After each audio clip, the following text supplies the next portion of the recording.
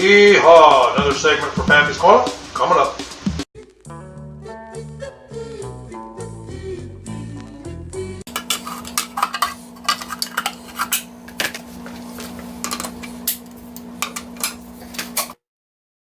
You've probably seen a lot of videos where people take their wheels off, but I'm going to show you the Pappy way. First I break the lug nuts, then I jack the vehicle up.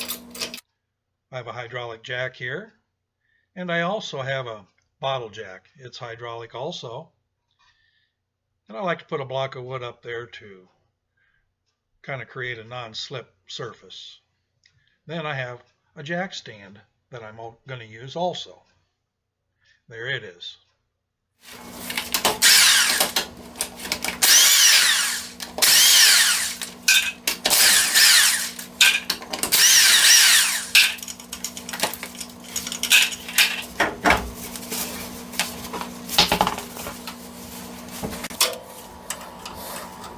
Here I'm removing the brake caliper from the rotor. There's two long bolts on the back here. I break those loose with a 10mm socket.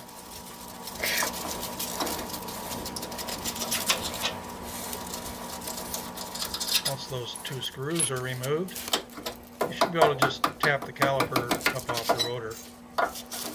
And then I like to hang it by a wire from the spring here so it stays back out of the way. And you can just pull your rotor off. Now back here is the emergency cable, brake cable, and I couldn't get that spring to release it, so I went ahead and took this flat chisel and drove it out this way.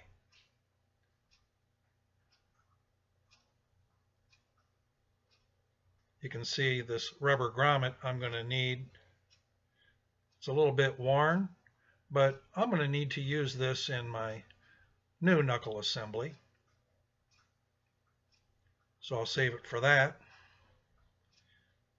And you can see here on the end of the brake cable where the spring is, there's two fingers that come off that. They slid into that slotted rubber grommet, and they come together there in the pivot point.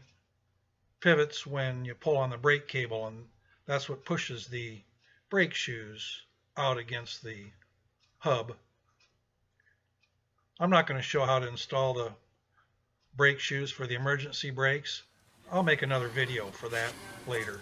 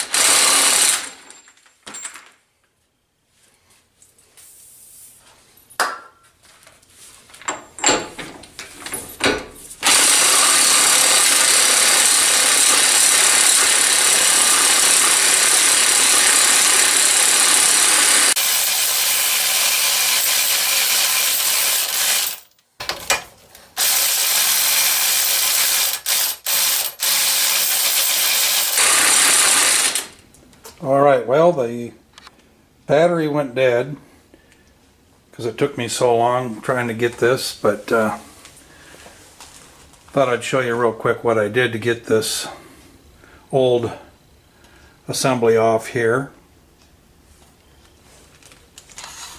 The main problem was that nut right there. That was so tight I tried 2 impact wrenches. That's 1,100 pound torque, foot-pounds. I'm not sure what that electric one is, but I ended up having to heat it with my propane torch. I heated that nut up, and then I used that breaker bar right there. So that was how I was able to get that nut off. The other nuts were fairly simple. There they are sitting there. And those mount that top pin right there that's sticking down. Point to it right here. And this pin right here.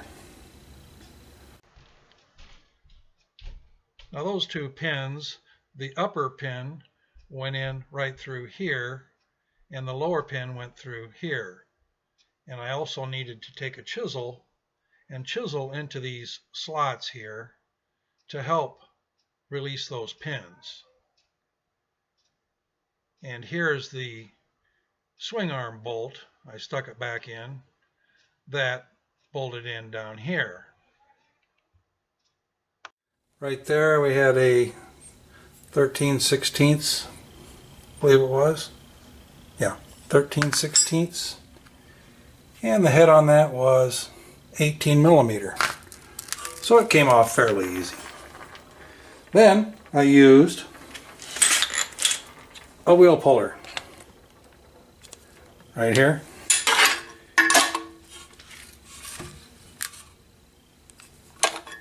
This wheel puller worked pretty good. Took it right in here. I was able to drive that out by using a wheel puller. So I've got it off. Here's the new one. Now I'm not a professional. I'm just showing you what I did when I replaced my bearing hub knuckle assembly. And remember, do something nice for someone today. Love ya.